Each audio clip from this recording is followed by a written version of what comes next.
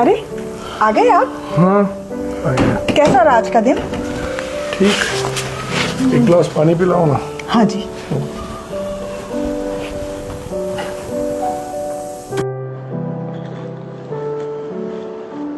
ये लो।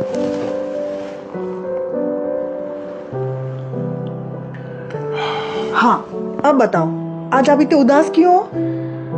उदासी का कारण ये है कि अभी अपनी कुछ भी सेविंग नहीं है, रुपया नहीं है, कमाई नहीं है, आमदनी अठन्नी है, खर्चा रुपया है, घर खर्च कैसे मैनेज करना वो भी मुझे समझ नहीं आ रहा है। तो इसमें इतना टेंशन क्यों ले रहे हो?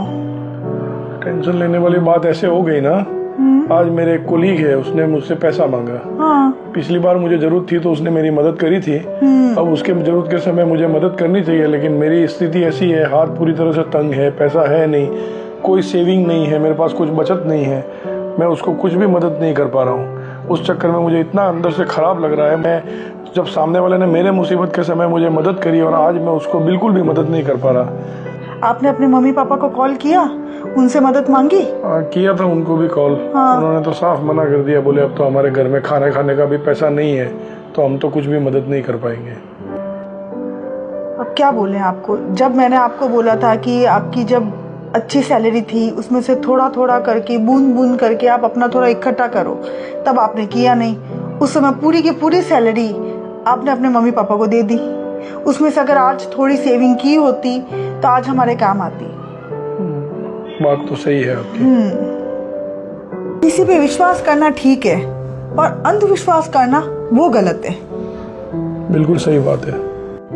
इन सब से आपको क्या शिक्षा मिलती है?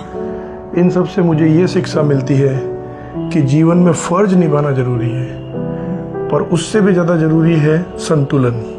पत्नी की बात को नज़रअंदाज करना गलत है, और माँ बाप का भरोसा तोड़ना वह भी गलत है। बिल्कुल सही। अगर घर टूटे तो किसी एक की गलती नहीं होती है, चूक रिश्तों की समझ में होती है। जो बच्चे सिर्फ माँ बाप के लिए अपने पत्नी की बात को नज़रअंदाज करते हैं वो गलत है। और जो माँ बाप अपने वही बच्चों को कठिन समय में ठुकरा देते हैं वो भी गलत है।